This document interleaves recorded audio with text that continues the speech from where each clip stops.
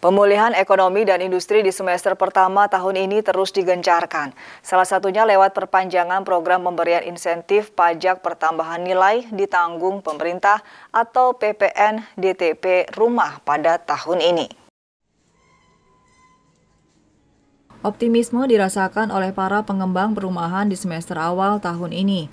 Setelah terpuruk selama 2 tahun akibat dihantam pandemi, kini mereka kembali bergairah. Menyusul diperpanjangnya program pemberian insentif pajak pertambahan nilai ditanggung pemerintah atau PPN DTP rumah pada tahun ini atau hingga September 2022.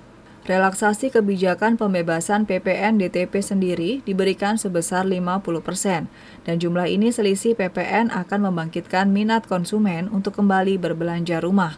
Wakil Ketua DPD REI Jawa Tengah Bidang Promosi, Humas, dan Publikasi, Dibiaka Hidayat menyebutkan, kebijakan yang ditetapkan pada 2 Februari 2022 ini memberikan dampak yang positif bagi pemulihan ekonomi, khususnya sektor properti dan pendukungnya. Rasa kalau pembebasan PPN itu juga salah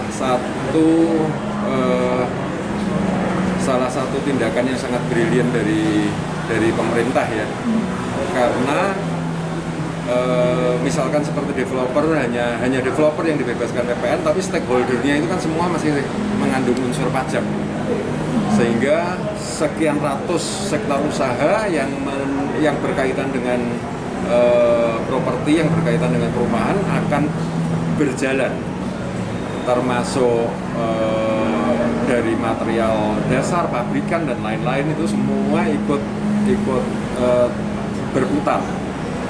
Nah, perputaran ini yang akan menghasilkan yang akan membuat perekonomian lebih liquid ya. Optimisme ini terlihat dari pemberian PPN DTP di pertengahan tahun lalu, yang juga terbukti mendorong penjualan properti meski masih belum tinggi dan masih di masa pandemi.